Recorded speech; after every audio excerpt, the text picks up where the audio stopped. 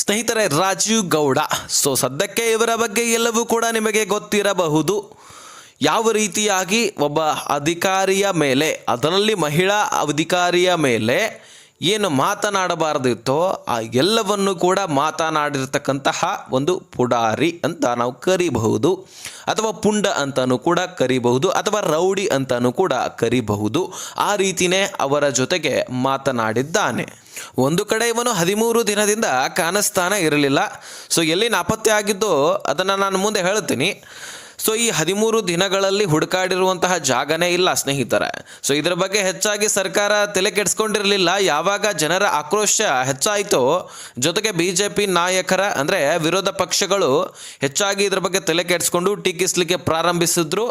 ನಿಮ್ಮ ಪಕ್ಷದವರಂತ ಹೇಳ್ಬಿಟ್ಟು ಈ ರೀತಿ ನೀವು ಮಾಡ್ತಾ ಇದ್ದೀರಾ, ಅವರು ಮಾಡಿರ್ತಕ್ಕಂತಹ ತಪ್ಪು ನಿಮ್ಮ ಕಣ್ಣಿಗಳಿಗೆ ಕಾಣಿಸ್ತಾ ಇಲ್ವಾ, ಈ ರೀತಿ ಎಲ್ಲವೂ ಕೂಡ ಅಲ್ಲಿ ಆಕ್ರೋಶ ವ್ಯಕ್ತಪಡಿಸ್ತಾ ಇದ್ರು. ಇದರೆಲ್ಲದರ ಮೇರೆಗೆ ಕೊನೆಯದಾಗಿ ಇಲ್ಲಿ ಆಡಳಿತ ಸರ್ಕಾರ ಇವರನ್ನು ಈಗ ಬಂಧಿಸಿದೆ. ಪೊಲೀಸ್ನವರು ಎಲ್ಲರೂ ಕೂಡ ಇದನ್ನು ಬಂಧಿಸಿದ್ದಾರೆ. ಅದು ಹೇಗೆ, ಏನು, ಎಂತ ಎಲ್ಲವನ್ನು ಕೂಡ ನಾನು ಬಿಡಿಸಿ ಹೇಳುವಂತಹ ಪ್ರಯತ್ನ ಮಾಡ್ತೀನಿ. ತೀರಾ ಇಂಪಾರ್ಟೆಂಟ್ ಮಾಹಿತಿ, ರಾಜ್ಯದಲ್ಲಿ ಏನೇನು ಬೆಳವಣಿಗೆ ಆಗ್ತಾ ಇದೆ ಅದನ್ನು ನಾವು ತಿಳಿದುಕೊಳ್ಳೋಣ. ನೀವು ಈ ಒಂದು ವಿಡಿಯೋನ ಆದಷ್ಟು ಕೊನೆವರೆಗೂ ವಾಚ್ ಮಾಡಿ. ಸ್ನೇಹಿತರೆ, ಈ ರಾಜೀವ್ ಗೌಡನನ್ನ ಸಾರ್ವಜನಿಕರು ಒತ್ತಾಯದ ಮೇರೆಗೆ ಹೆಚ್ಚಾಗಿ ಆಕ್ರೋಶಗಳು ಉಂಟಾಗ್ತಾ ಇದ್ವು, ಒತ್ತಡವನ್ನು ಹೆಚ್ಚಾಗಿಸ್ತಾ ಇದ್ರು. ಜೊತೆಗೆ ವಿರೋಧ ಪಕ್ಷದ ನಾಯಕರು ಕೂಡ ಇದರ ಬಗ್ಗೆ ಚರ್ಚೆ ಮಾಡ್ತಾ ಇದ್ರು. ಯಾಕೆ ನಿಮ್ಮ ಮುಖಂಡರಂತ ಹೇಳ್ಬಿಟ್ಟು ಈ ರೀತಿ ಮಾಡ್ತಾ ಇದ್ದೀರಾ, ಹಾಗೆ ಹೀಗೆ ಅಂತ ಒಂದು ಆಕ್ರೋಶವನ್ನು ವ್ಯಕ್ತಪಡಿಸ್ತಾ ಇದ್ರು. ಹೀಗಾಗಿ ಸರ್ಕಾರ ಕೊನೆಯದಾಗಿ ಎಚ್ಚೆತ್ತುಕೊಂಡು ಈಗ ಪೊಲೀಸರು ಕೂಡ ಹೆಚ್ಚು ಕಡಿಮೆ ಒಂದು 12ರಿಂದ 13 ದಿನಗಳಲ್ಲಿ ಇವರನ್ನು ಬಂಧಿಸಲಿಕ್ಕೆ ಒಂದು ಯಶಸ್ವಿ ಆಗಿದ್ದಾರೆ ಅಂತ ಹೇಳ್ಬೋದು. ಸಾಮಾನ್ಯ ಪ್ರಜೆ ಆಗಿದ್ದೇ ಆದರೆ ಒಬ್ಬ ಅಧಿಕಾರಿ ಮೇಲೆ ಯಾರೇ ಮಾತನಾಡಿದ್ರು ಕೇವಲ 2 ದಿನಗಳಲ್ಲಿ ಅವರನ್ನು ಬಂಧಿಸಿ ಬಿಡ್ತಾ ಇದ್ರು. ಆದರೆ ಇವರು ಕಾಂಗ್ರೆಸ್ನ ಮುಖಂಡರು, ಆಡಳಿತ ಪಕ್ಷದಲ್ಲಿರ್ತಕ್ಕಂತಹ ಒಬ್ಬ ಮುಖಂಡನನ್ನ ಬಂಧಿಸಲಿಕ್ಕೆ ಎಷ್ಟು ಟೈಮ್ ತೆಗೆದುಕೊಳ್ಳಲೇಬೇಕಲ್ವಾ? ಯಾಕಂದರೆ ರಾಜಕಾರಣಿಗಳು ಕಣ್ರಿ. ರಾಜಕಾರಣಿಗಳಿಗೆ ಬೆಲೆ ಸಿಗುವಷ್ಟು ಯಾವ ಸಾಮಾನ್ಯ ವ್ಯಕ್ತಿಗಳಿಗೂ ಕೂಡ ಸಿಗೋದಿಲ್ಲ ಅಂತ ನಾನು ಮೊನ್ನೆಯ ವಿಡಿಯೋದಲ್ಲಿ ಹೇಳಿದ್ದೆ. ಸ್ನೇಹಿತರೆ, ಒಂದೇ ಮಾತಿನಲ್ಲಿ ಈ ಘಟನೆ ಬಗ್ಗೆ ನಾನು ಹೇಳೋದಾದ್ರೆ ಒಂದು ವಿಷಯ ನಮಗಿಲ್ಲಿ ಅರ್ಥ ಆಗುತ್ತೆ. ಈ ರಾಜೀವ್ ಗೌಡನನ್ನು ಅರೆಸ್ಟ್ ಮಾಡಿರೋದ್ರಿಂದ ಯಾರೇ ಆಗಿರಲಿ, ಅಂದರೆ ರಾಜಕಾರಣಿ ಆಗಿರಲಿ, ಅಥವಾ ಸೆಲಿಬ್ರಿಟಿ ಆಗಿರಲಿ, ಅಥವಾ ಶ್ರೀಮಂತ ದುಡ್ಡಿದ್ದಂಥವರಾಗಿರಲಿ, ಯಾರೇ ಇರಲಿ, ಅವರು ಒಂದಲ್ಲ ಒಂದು ದಿನ ಈ ಪರಿಸ್ಥಿತಿ ಹೀಗೇನಾದರೂ ಮಾಡಿದ್ದೆ ಆದರೆ ನೀವು ಜೈಲು ಶಿಕ್ಷೆ ಅನುಭವಿಸಲೇಬೇಕು, ಅಥವಾ ಇನ್ಯಾವುದೋ ಶಿಕ್ಷೆಯನ್ನು ಅನುಭವಿಸಲೇಬೇಕು ಅನ್ನುವಂಥದ್ದು ಇಲ್ಲಿ ನಮ್ಗೆ ಕಂಡು ಬರುತ್ತೆ. ಯಾಕಂತ ಕೇಳೋದಾದರೆ, ರಾಜಕಾರಣಿ ಇದ್ದ ಬಳಿಕ ಅವನಿಗೆ ಜೈಲು ಶಿಕ್ಷೆ ಆಗೋದಿಲ್ಲ, ಸೆಲಿಬ್ರಿಟಿ ಇದ್ದ ತಕ್ಷಣ ಅವನಿಗೆ ಜೈಲು ಶಿಕ್ಷೆ ಕೊಡೋಕ್ಕಾಗೋದಿಲ್ಲ ಅಂತ ಈ ರೀತಿ ಏನಾದರೂ ಸಮಾಜದಲ್ಲಿ ಬೆಳವಣಿಗೆ ಆಗಿದ್ದೇ ಆದರೆ ರಾಜಕಾರಣಿಗಳು ಆಡಿದ್ದೇ ಆಟ ಆಗಿಬಿಡುತ್ತೆ, ಸೆಲಿಬ್ರಿಟಿಗಳು ಆಡಿದ್ದೇ ಆಟ ಆಗಿಬಿಡುತ್ತೆ. ಈ ರೀತಿ ನಮಗೆ ಸಮಾಜ ಬೇಡವೇ ಬೇಡ ಅಂತ ನಾವು ಹೇಳ್ತೀವಿ, ನೀವು ಖಂಡಿತವಾಗ್ಲೂ ಹೇಳ್ತೀರಿ ಅಂತ ನಾನು ನಂಬಿದ್ದೀನಿ. ಯಾಕಂದರೆ ಇವರು ಆಡಿದ್ದೇ ಆಟ ಅಂತ ಅನ್ನೋದೇ ಆಗಿದ್ದೆ ಆದರೆ ಸಾಮಾನ್ಯ ಪ್ರಜೆಗಳಿಗೆ ಬೆಲೆನೇ ಇಲ್ಲದಂತಾಗತ್ತೆ. ಸದ್ಯಕ್ಕೆ ಬೆಳವಣಿಗೆ ಏನೇನಾಗಿದೆ ಅದರ ಬಗ್ಗೆ ನಾವು ನೋಡ್ತಾ ಹೋಗೋಣ.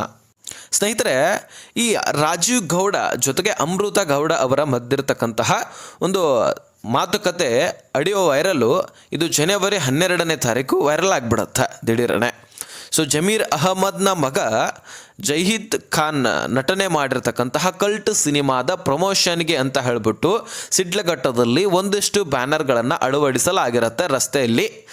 ರಸ್ತೆಯ ಪಕ್ಕದಲ್ಲಿ ಈ ರೀತಿ ಬ್ಯಾನರ್ಗಳನ್ನು ಅಳವಡಿಸಿರಲಾಗಿರುತ್ತೆ. ಇದರಿಂದ ಜನಸಾಮಾನ್ಯರಿಗೆ ತೊಂದರೆ ಆಗುವಂತಹ ಸಮಸ್ಯೆ ಆಗುವಂಥದ್ದು ಅಲ್ಲಿ ಇರುತ್ತೆ. ಇದೇ ಒಂದು ಕಾರಣ, ಈ ಎಲ್ಲ ಕಾರಣಗಳಿಗೆ ತೊಂದರೆ ಉಂಟು ಮಾಡಿಬಿಡುತ್ತೆ. ಮೊದಲೇ ಈ ಬ್ಯಾನರ್ಗಳನ್ನು ಅಳವಡಿಸಲಿಕ್ಕೆ ಯಾವುದೇ ಪರ್ಮಿಷನ್ ಅಂತೂ ಕೂಡ ತೆಗೆದುಕೊಂಡಿರೋದಿಲ್ಲ. ಆದರೂ ಸಹಿತ ಬ್ಯಾನರನ್ನು ಅಳವಡಿಸಲಿಕ್ಕೆ ಅವಕಾಶವನ್ನು ಮಾಡಿಕೊಟ್ಟಿರುತ್ತೆ ಸ್ಥಳೀಯ ಆಡಳಿತ. ಆದರೆ ಒಂದು ಬ್ಯಾನರ್ನಿಂದ ಸ್ಥಳೀಯರಿಗೆ, ಜನಸಾಮಾನ್ಯರಿಗೆ ತೊಂದರೆ ಉಂಟು ಮಾಡ್ತಾ ಇರುತ್ತೆ. ಆ ಬ್ಯಾನರನ್ನು ತೆಗಿಬೇಕು ಅನ್ನುವಂತಹ ಸೂಚನೆಯನ್ನು ಕೂಡ ಕೊಡಲಾಗಿರುತ್ತೆ. ಕೊನೆಯದಾಗಿ ಆ ಬ್ಯಾನರನ್ನು ಕೂಡ ತೆಗೆಯಲಾಗತ್ತೆ. ಆ ಬ್ಯಾನರನ್ನು ತೆಗೆದ ಕಾರಣಕ್ಕಾಗಿ ರಾಜೀವ್ ಗೌಡ, ಅಮೃತ ಗೌಡ ಅವರಿಗೆ, ಒಬ್ಬ ಅಧಿಕಾರಿ, ಮಹಿಳಾ ಅಧಿಕಾರಿಗೆ ಏನು ಬೇಕಾದರೂ ಬಾಯಿಗೆ ಬಂದ ಹಾಗೆ ಬೈಯೋದು, ಬ್ಯಾನರನ್ನು ಕಿತ್ತಾಕಿರುವವರಿಗೆ ಆ ಮಗ ಈ ಮಗ ಅಂತ ಅರ್ಥ ಮಾಡ್ಕೊಳ್ಳಿ, ಇದನ್ನೆಲ್ಲವನ್ನು ಕೂಡ ನಿಂದಿಸಿದ್ದಾನೆ, ಬೈದಿದ್ದಾನೆ ಅಂತ ಹೇಳಬಹುದು. ಕೊನೆಯದಾಗಿ ಅವರಿಗೆ ಬೆದರಿಕೆಯನ್ನು ಕೂಡ ಹಾಕಿದ್ದಾನೆ. ಹೀಗೆಲ್ಲ ಮಾತಾಡಿದ್ದನ್ನು ಸುಮ್ಮನೆ ಕೂತ್ಕೊಳ್ಬೇಕಾ, ಈ ಆಡಿಯೋವನ್ನು ವೈರಲ್ ಮಾಡ್ತಾರೆ. ಸೊ ವೈರಲ್ ಕೂಡ ಆಗತ್ತೆ, ಬಹಳಷ್ಟು ಸದ್ದು ಕೂಡ ಆಗತ್ತೆ. ಇದರಿಂದ ಎಲ್ಲ ಪ್ರಜೆಗಳು ಕೂಡ ಅಂದರೆ ಸಾರ್ವಜನಿಕರು ಕೆರಳುತ್ತಾರೆ. ಯಾಕಂದರೆ ಒಬ್ಬ ರಾಜಕಾರಣಿ ಅಂದ ಬಳಿಕ ಏನು ಬೇಕಾದರೂ ಮಾಡಬಹುದಾ, ಪ್ರಜೆಗಳ ಮೇಲೆ, ಅಧಿಕಾರಿಗಳ ಮೇಲೆ ಮುಖ್ಯವಾಗಿ ಏನು ಬೇಕಾದರೂ ಇವರು ಮಾತನಾಡಬಹುದಾ, ಇದೆಲ್ಲ ಪ್ರಶ್ನೆಗಳು ಅಲ್ಲಿ ಉಂಟಾಗತ್ತೆ. ಇದರಿಂದ ಮತ್ತಷ್ಟು ಈ ಒಂದು ವಿಷಯ ಹಬ್ಬ ಬಿಡುತ್ತೆ. ಸೊ ಈ ಕಾರಣದಿಂದಾಗಿ ಮತ್ತಷ್ಟು ಇಲ್ಲಿ ಅಮೃತ ಗೌಡ ಅವರು ಕೂಡ ಸಂಬಂಧಪಟ್ಟಂತಹ ಠಾಣೆಗಳಲ್ಲಿ ದೂರನ್ನು ಕೂಡ ಕೊಡ್ತಾರೆ. ಅದರ ಮೇಲೆ ಎಫ್ಐಆರ್ ಕೂಡ ಆಗಿಬಿಡುತ್ತೆ. ಆರಂಭದಲ್ಲಂತರೂ ರಾಜೀವ್ ಗೌಡ ಅನ್ಕೊಂಡಿದ್ದ, ನಾನೊಬ್ಬ ರಾಜಕಾರಣಿ, ನನ್ನೇನು ಮಾಡ್ಕೊಳ್ಳಿದ್ದಾರೆ, ಅಧಿಕಾರದಲ್ಲಿದ್ದರೆ ಏನಾಯಿತು, ಸೊ ನಾನೇನು ಬೇಕಾದರೂ ಮಾಡಬಹುದು, ನಮ್ಮ ರಾಜ್ಯದಲ್ಲಿ ಈಗಾಗಲೇ ನಮ್ಮ ಪಕ್ಷನೇ ಆಡಳಿತದಲ್ಲಿದೆ, ಹೀಗಾಗಿ ನನ್ನನ್ನು ಯಾರು ಏನೋ ಮಾಡ್ಕೊಳ್ಳಿಕ್ಕೆ ಆಗೋದಿಲ್ಲ ಅಂತ ಅಂದ್ಕೊಂಡ್ಬಿಟ್ಟಿದ್ರು. ಸೊ ಯಾವಾಗ ಮೀಡಿಯಾಗಳು ಇದರ ಬಗ್ಗೆ ಚರ್ಚೆ ಮಾಡ್ತಾವೋ, ಸಾರ್ವಜನಿಕರು ಇದರ ಬಗ್ಗೆ ಆಕ್ರೋಶವನ್ನು ವ್ಯಕ್ತಪಡಿಸ್ತಾರೋ, ಅದೇ ರೀತಿಯಾಗಿ ವಿರೋಧ ಪಕ್ಷದ ನಾಯಕರು, ವಿರೋಧ ಪಕ್ಷಗಳು ಇದರ ಬಗ್ಗೆ ಟೀಕಿಸಲಿಕ್ಕೆ ಪ್ರಾರಂಭಿಸ್ತಾರೋ, ಸೊ ಆವಾಗ ರಾಜೀವ್ ಗೌಡನಿಗೆ ಬಿಸಿ ತಟ್ಟತ್ತೆ. ಇದು ಇಲ್ಲಿಗೆ ಮುಗಿಯುವಂತಹ ವಿಷಯ ಅಲ್ಲ ಅಂತ ಅನಿಸ್ಬಿಡತ್ತೆ. ಹೀಗಾದ ತಕ್ಷಣ ರಾಜೀವ್ ಗೌಡ ಅವರು ಸೊ ಅಮೃತ ಗೌಡ ಅವರಿಗೆ ಕ್ಷಮೆ ಕೇಳಬಹುದು ಅಂತಾನು ಕೂಡ ಹೇಳ್ತಾ ಇದ್ರು. ಜೊತೆಗೇನೆ ಅವರ ತಂದೆಯವ್ರಿಗೂ ಕೂಡ ಕಾಲ್ ಮಾಡಿ ನಾನು ಕ್ಷಮೆ ಕೇಳ್ತೀನಿ ಅಂತಕ್ಕಂಥದ್ದನ್ನು ಕೂಡ ಹೇಳಿದ್ರು. ಸೊ ಇದು ಎಲ್ಲವೂ ಕೂಡ ಬೆಳವಣಿಗೆ ಆಗ್ತಾ ಇತ್ತು.